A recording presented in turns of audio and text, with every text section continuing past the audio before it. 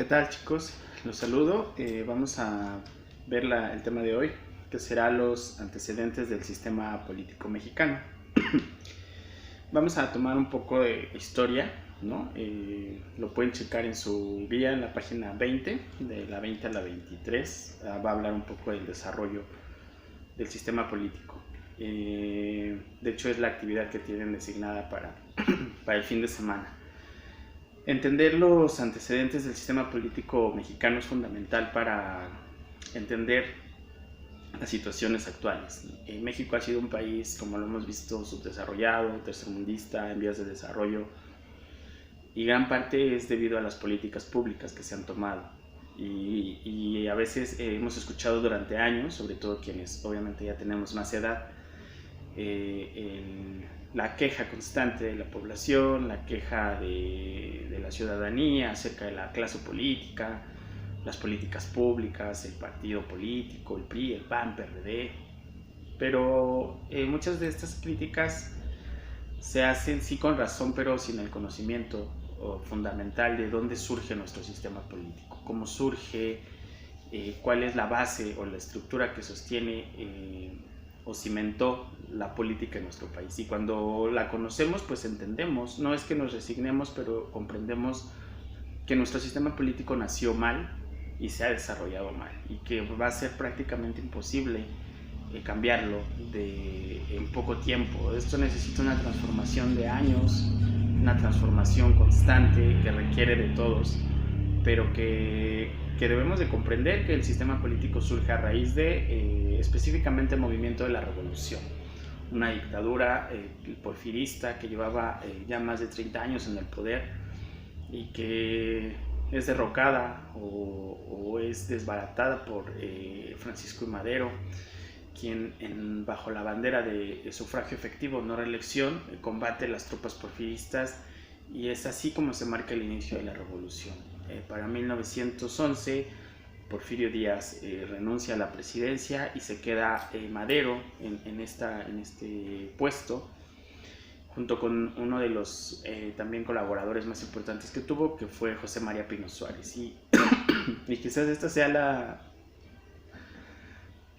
una de las etapas más importantes dentro de la política mexicana, ¿no? Madero junto con Pino Suárez crean una política buena, una política que parecía podría llevar a futuro a nuestro país por buen puerto, hacia buen camino. Sin embargo, no durará mucho. Madero y Pino Suárez son asesinados por un personaje históricamente conocido como el usurpador, Victoriano Huerta, ¿no? Justamente Victoriano Huerta, en los sucesos de la decena trágica que se dan en febrero, del 8 al 18 de febrero, no sé si de 1913 o 14, se me fue ahorita el dato, 14 creo que es,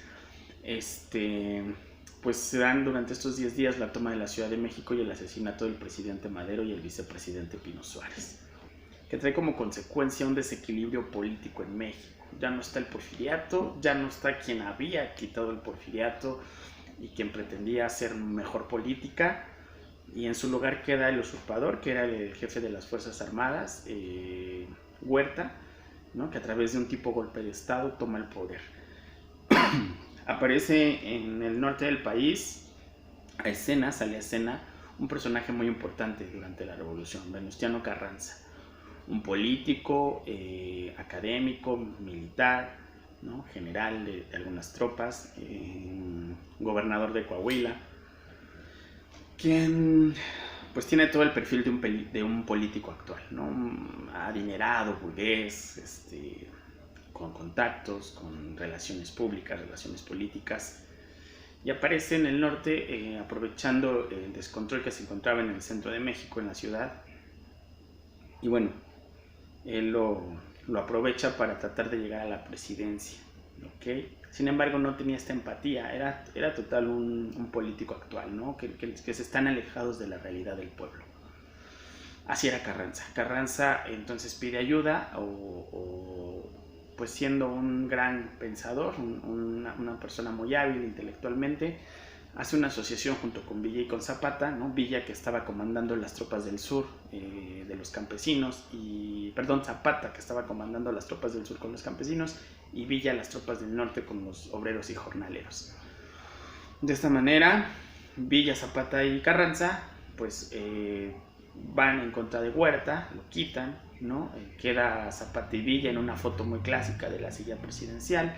Ninguno de los dos fue presidente, no tenían los conocimientos políticos para hacerlo, y esto es aprovechado totalmente por Carranza.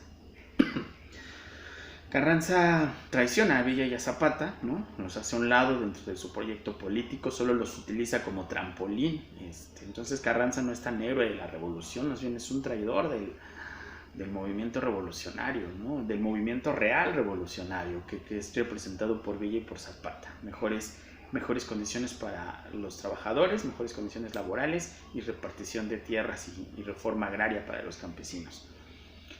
Carranza los traiciona y se une o hace alianza con Obregón y con Calles, ¿no? Álvaro Obregón y Plutarco Elías Calles, y Venustiano Carranza, digamos que es el bando ganador de la revolución, y pelean contra los insurgentes Villa y Zapata, los caudillos, que al final terminan derrotando y los terminan asesinando. Y entonces queda el poder en manos de estos tres políticos, ¿no? Carranza, Obregón y Calles. Estos últimos dos, Obregón y Calles, al final van a traicionar también a Carranza, ¿no? Es decir, lo traicionan, que va a culminar esta traición con su asesinato. Y para 1920, otra vez, 10 años después de iniciar el movimiento revolucionario, ya promulgada la Constitución que actualmente nos rige, la de 1917, pues México se encuentra otra vez en un caos político, ¿no? No tenemos presidente, toma la presidencia Álvaro Obregón de 1920 a 1924, con complicidad o con acuerdo de Calles, quien toma el siguiente periodo. Los periodos en ese entonces duraban 4 años. Calles gobierna de 1924 a 1928, y una vez en el poder ya no lo quiere soltar. No se puede reelegir porque la Constitución lo prohibía para el periodo inmediato. Podría postularse para un periodo posterior, pero no para el inmediato. Para 1928 se convocan nuevas elecciones y Obregón resulta nuevamente ganador, quien había ocupado la presidencia del 20 al 24, gana nuevamente, y en un banquete en su honor, festejando el triunfo de las elecciones, es asesinado por órdenes de Calles, ¿no? Entonces, al final de todos estos nombres que hemos dicho, Díaz, Madero, Pino Suárez, Huerta, Carranza, Villa, Zapata, Obregón, va a ser Calles el único que queda vivo en 1928. No puede tomar la presidencia, pero pone a sus amigos en un periodo que se le conoce como el Maximato, donde él va a gobernar detrás, ¿no? Es decir, no será oficialmente el presidente, pero todo el mundo sabía que las decisiones políticas las tomaba él. Hasta ahí lo dejamos en historia, ¿no? En 1929 Calles funda el PNR, Partido Nacional Revolucionario. Ojo, esto es muy probable, pregunta de examen. 1929 PNR, Partido Nacional Revolucionario en México. Lo va a fundar Plutarco Elías Calles, que será el PRI. Cambiaría de nombre en 1936 por PRM, y 10 años después, en 1946, por Partido Revolucionario, Partido de la Revolución Mexicana. Ese será el último nombre que tendría antes de 1946, repito, pasar a formar parte del PRI, Partido Revolucionario Institucional, quien gobernaría nuestro país desde el 29, hasta el año 2000, cuando pierde las elecciones a manos del Partido Acción Nacional.